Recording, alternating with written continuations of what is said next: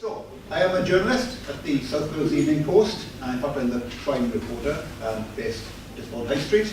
And the thing about journalists is we're really nosy. I mean, really, really nosy. It's kind of almost weird. We're always asking questions. Always questions. It drives people nuts. And we're always looking at things, looking up and down and around and under things. It's a bit of an obsession, really. No flyer for a public meeting goes unread. No tatty-old planning application tied to a lamppost goes unread. It's a bit strange. So, but being nosy, being inquisitive, can lead to some interesting discoveries. So I was hard at work in the office one day, and I thought about some of the things I'd seen just from looking up and down and around, and then some of the places those things had taken me to. Now, sometimes you just find interesting information if you look closely. That was at home in the theatre. Useful information. No price, but still.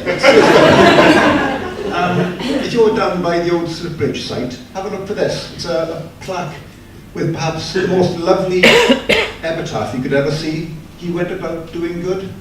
Simple words, and just such a lovely way to be remembered. Actually when I go to court, I always walk past that and think, that's nice, that's nice. Another plaque, have you seen this? Just on the corner by the camera shop. There was a chapel there, destroyed in the Blitz on Swansea. In fact, the whole street was destroyed, Chapel Street, a medieval street of Swansea, just wiped from the map, astonishing. Talking of streets, have you seen this on Kingsway? One of my favourite things, a fine moment in Swansea history. A drunk bloke gives some abuse to two men dressed as women. They turned to be cage fighters on a party, and he got a good tuning. You've probably been here to collect parcels, the sorting office in Llansamlet. If you pop in the side door there to get your parcel, you see a picture on the wall of a Gower man, born in Trosili. He worked for the post office as a 14-year-old, joined the Navy, and was picked by Captain Scott to be part of the Antarctic expedition. Edgar Evans, incredible man, huge, feet like this. Of course, he died in the expedition, but Swansea boy. Now, who's this? Ludwig Mond, fine beard, fine hat. We call him today a migrant. German chemist, came to Britain, set up the Mond nickel works in Clydach. His son became an MP. Migrants, eh? This is in Neath, simple memorial to 3 local men who went off to fight fascism in the Spanish Civil War. And when I walk past that to see my mum, I always think about the families they left behind and the lives they left behind to go off to Spain. Now this is a touching memorial. It's in the Swansea Valley, and September the 15th, 2011, 4 men went to work at the Glycian mine, and they didn't go home again. Hundreds of thousands of gallons of water flooded in, and they were engulfed and died almost immediately. And it was an amazing story to cover, and it got response from around the world. People would just phone and email and write to the paper asking to help, and it was an incredible time. I spoke to the families, and the truth is there's enormous wealth under these green hills that we call home, but sometimes the cost of getting it is just unbearable. And men for generations have gone. It's actually the Glycian mine itself, people working in these conditions, and they've produced over the hundreds of years enormous wealth.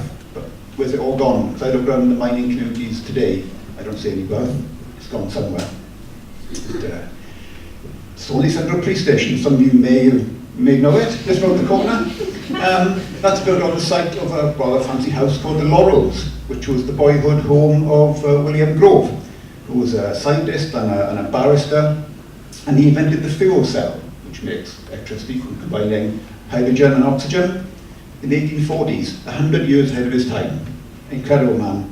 In the 1960s, NASA took that technology and used it on their Apollo moon landings. So, killing the moon, I'm claiming the moon, basically. He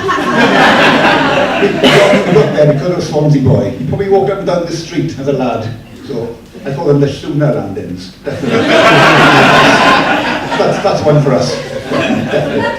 So I was hard at work in the office one day, and I thought about some of these things I'd seen and some of the things and questions I'd asked, and And these things are hidden in plain sight sometimes, and you just take the time to look and think, what is that? Why is that there? Who is he? Who is she? And I thought, well, maybe I'll share some of these stories, and maybe if it inspires you to go out and look at something and think, oh, what's that? And perhaps you'll come back next time, the next Ignite, and share some of your stories with us.